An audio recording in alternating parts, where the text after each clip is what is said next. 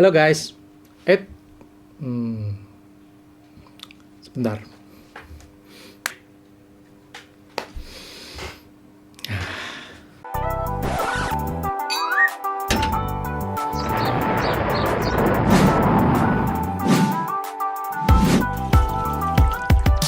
So video hari ini izinkan saya bercerita tentang pengalaman saya belajar animasi. Saya nggak bisa bilang bahwa belajar animasi itu mudah. Semakin saya belajar, saya makin sadar bahwa animasi itu nggak mudah. Banyak yang harus dipelajari. Dan saya merasa mungkin mengupas kulitnya juga saya belum. Sebetulnya sejak kecil saya sudah jatuh cinta pada film animasi. Sejak kecil saya suka menonton pun karena melihat film animasi. Saya ingat animasi pertama yang saya tonton dan membuat saya ingin coba-coba gambar karakternya adalah film seri TV berjudul He-Man. Jauh sebelum saya kenal anime, jauh sebelum saya kenal dan terpukau dengan animasi yang dibuat oleh Hayao Miyazaki Sensei dan Studio Ghibli-nya. Perkembangan animasi yang saya tonton sejak saya kecil di tahun 80 sampai 90-an hingga kini itu berkembang begitu pesat. Saya ingat bagaimana kagumnya saya dengan film Lion King dan sederetan animasi dua dimensi Disney lainnya, hingga film Toy Story pertama yang muncul di tahun 95 yang full CGI, dan itu sangat fenomenal. Toy Story itu changed the industry ever since. Sejak itu animasi 3D semakin berkembang, studio-studio baru pun bermunculan. Rasanya untuk membuat animasi itu makin jauh, semakin gak bisa dilakukan gitu, gak terjangkau. Hanya studio-studio besar yang bisa membuat animasi. Buat saya, seorang anak muda yang hobinya menggambar, ya itu hanya jadi impian. Sekitar 18 tahun yang lalu, zaman saya masih kuliah, saya pernah menonton dokumenter tentang bagaimana Disney membuat film animasi. Teknik cel animation yang ribet banget, tapi super keren juga sih. Nah, mungkin teman-teman di sini ada yang belum pernah tahu cel animation itu tuh apa.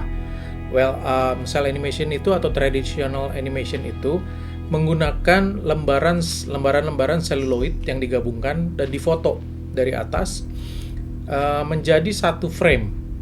Nah, nanti mereka foto itu banyak sekali, bisa ribuan frame dengan ribuan gambar, akhirnya membentuk gerakan. Lembaran seluloid itu bisa teman-teman bayangkan itu seperti lembaran plastik atau kertas transparan yang di sana ada gambarnya, gitu, digabungkan dengan background di belakangnya. Well, teknik ini dilakukan Disney dalam pembuatan film-film animasi Disney yang legendaris. Name it, Snow White, Cinderella, terus Mickey Mouse, semua animasi-animasi yang menggunakan tradisional, bahkan even sampai Lion King pun mereka masih lakukan ini gitu, walaupun udah mulai ada bantuan komputer, grafis komputer di sana. Nah, dan proses ini tuh dilakukan begitu banyak orang ya, animatornya itu yang gambar itu banyak sekali orang. Untuk membuat animasi beberapa detik itu banyak banget prosesnya, dan saya kagum waktu lihat video dokumenter ini. Saya kagum, namun perasaan saya itu campur aduk. Ada kayak rasa semangat gitu ya, excited karena melihat proses dari sesuatu yang memang saya suka, tapi juga seperti kayak hilang semangat juga. At the same time excited tapi kayak hilang semangat karena merasa itu tuh kayak jauh banget gak bisa saya lakukan. Terlalu jauh peralatannya, rigging kameranya, lain-lain teknisnya, wah banyak banget prosesnya. Well, tolong dicatat, ini tuh waktu belasan tahun yang lalu saya berpikirnya seperti itu, zaman masih kuliah, di mana belum ada teknologi semaju seperti sekarang. Oke, sejak saat itu saya fokus hanya bikin komik aja, nggak pernah berpikir untuk bikin animasi, karena buat saya seorang visual storyteller, komik pun bisa jadi media bercerita. Lalu dari situ saya mulai belajar bikin komik, dan saya berkarir sebagai komikus lepas. Dan dari situ saya nggak pernah berpikir untuk bikin animasi. Tapi sekitar awal tahun lalu, ya tahun 2019, sebetulnya saya mulai tertarik lagi untuk belajar animasi. Untuk iseng aja sih, bukan buat serius. Karena di zaman sekarang di mana teknologi sudah maju, itu banyak hal yang dipermudah sebetulnya. banyak sekali bermunculan software atau aplikasi yang memang khusus untuk membuat animasi. Dari yang berbayar, mahal, seperti TV Paint, Toon Boom Harmony, hingga yang murah, macam Rough Animator, Clip Studio Paint, bahkan yang gratis, seperti OpenToons, Krita, dan juga Flippa Clip, itu semuanya gratis. Nah, proses cel animation yang rumit itu tergantikan dengan virtual canvas, virtual layer, dan segala fitur yang mempermudah. Asal kita mau belajar aja. Dan karena saya memang dasarnya sukanya menggambar, jadi ya saya belajarnya animasi yang frame by frame animation, di mana setiap frame itu digambar gitu. Bukan flash animation, bukan 3D. Kalau 3D animation, kayaknya komputer saya nggak sanggup, teman-teman. Jadi saya mulai dengan apa yang paling dekat bisa dilakukan dulu gitu. So, saya mulai belajar animasi dengan software paling sederhana, yaitu macam Flippa Clip dan Rough Animator. Nah, untuk Rough Animator itu saya sempat membuat 2 video tutorial basic untuk teman-teman yang tertarik belajar animasi ya. Dan teman-teman bisa cek di sini. Nah, buat teman-teman yang pengen belajar aplikasi animasi tapi nggak ribet gitu ya, nggak terlalu banyak fitur, yang simple, compact gitu, mudah dipelajari ya, 2 aplikasi ini menurut saya recommended ya, Flippa Clip dan Rough Animator. User interface-nya simple, fitur-fiturnya minim namun esensial untuk belajar animasi. Kita bisa belajar yang fundamental di sana, apa itu onion skin, apa itu timeline, kita bisa belajar di situ. Highly recommended. Nah, ini adalah sequence animasi pertama yang saya buat di Rough Animator. Seperti semua pemula lainnya, tentu animasi pertama adalah membuat bouncing ball. Sebuah animasi sederhana yang menjelaskan prinsip gerakan dari titik A ke titik B. Gitu. Check it out.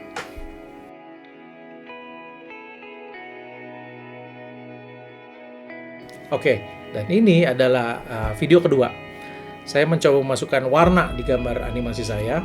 Warnanya tentu saya buat di layer yang berbeda. Masih belajar untuk mengerti konsep timeline, dan animasi singkat ini hanya 5 detik.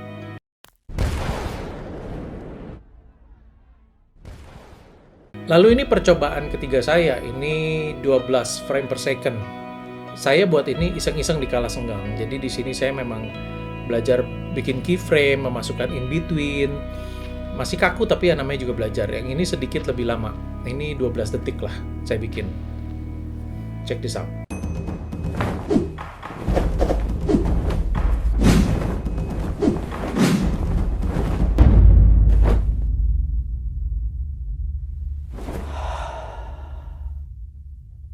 Setelah itu, saya memberanikan diri membuat animasi sepanjang 1 menit. Nah, pertama-tama saya buat storyboard dulu. Dan ini full dibikin di Rough Animator, gitu. Animasinya ya, editing dengan suaranya itu dilakukan di software edit video. Untuk membuat animasi yang terdiri dari beberapa scene, membuat storyboard adalah sebuah keharusan. Dengan begitu kita bisa membuat sequence animasi berdasarkan storyboard yang kita bikin sebelumnya. Jadi direncanakan dulu adegannya, angle-nya, itu direncanakan dulu semua. Seluruh animasi di sini menggunakan program Rough Animator. Tapi meskipun ini durasinya 1 menit, saya nggak bikin di Rough Animator itu sepanjang 1 menit. Nggak, tapi per shot, sesuai dengan storyboard. Satu save file itu saya anggap itu 1 shot atau 1 scene lah. Ada yang 1 scene, ada yang cuma 1 shot. Satu save file itu paling cuma sekitar 3-5 detik gitu. Setelah semua shot beres digambar dan diwarna, semua digabung di software video editing untuk ditambah audio juga. Lalu semuanya dirender jadi satu. Nah, kira-kira pengerjaannya untuk animasi yang 1 menit ini waktu itu memakan waktu 2 minggu dan saya kerjakan sendiri. Jadinya kayak begini.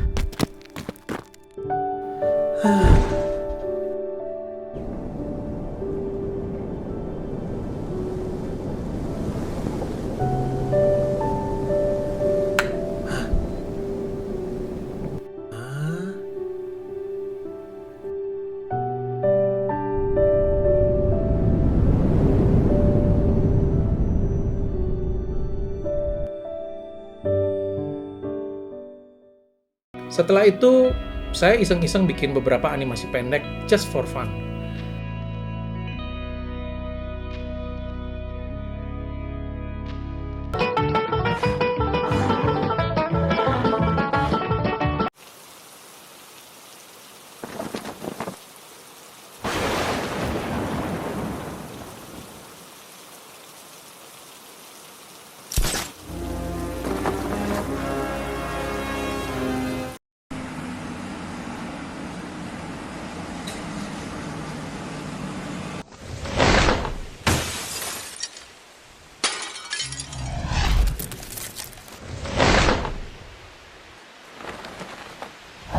Nah, lalu saya semakin ingin tahu bagaimana sih sebetulnya cara membuat animasi 2 dimensi dengan benar.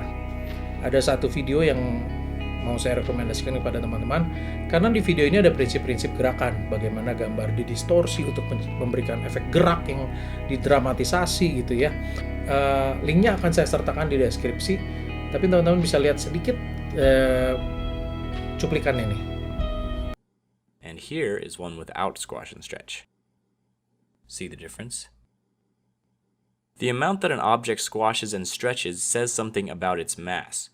The more squash and stretch, the softer the object. The less squash and stretch, the stiffer the object. Selain video-video tutorial yang banyak sekali bertebaran di platform YouTube, sebetulnya ada satu buku yang sangat saya rekomendasikan untuk teman-teman baca, yaitu buku The Animator Survival Kit karangan Richard Williams. Nah, bisa dibilang untuk semua animator, baik yang pemula maupun yang profesional, buku ini adalah sebuah buku pegangan yang wajib ya untuk dimiliki. Saya tidak merasa bahwa saya itu udah terlalu tua atau terlambat untuk memulai lagi belajar sesuatu. Apalagi itu hal yang masih di dalam ruang lingkup yang saya suka gitu. Karena pikiran macam begitu hanya akan membatasi diri sendiri. Jadi saya mulai aja dulu. Mulai dari yang paling doable untuk dilakukan. Mulai dari yang paling simple. Mulai dari baca buku, mulai dari pantengin video tutorial di YouTube, mulai dari software gratisan yang minim fitur tapi bisa mengajarkan fundamental. Pokoknya yang pasti mulai dari hal kecil. Mulai dari yang kecil.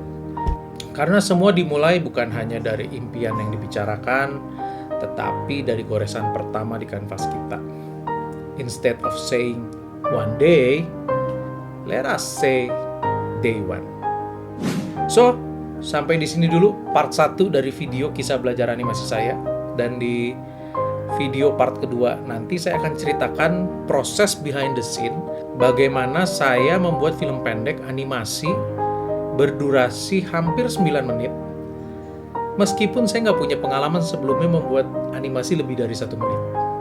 Nah, kalau teman-teman penasaran dengan ceritanya, subscribe channel ini dan aktifkan tombol loncengnya supaya teman-teman tahu ketika saya sudah upload video part keduanya dalam beberapa hari ke depan. Thank you for watching. Klik tombol like bila suka dengan video ini dan share if you want. Buat teman-teman yang sudah menonton sampai akhir, saya ucapkan terima kasih.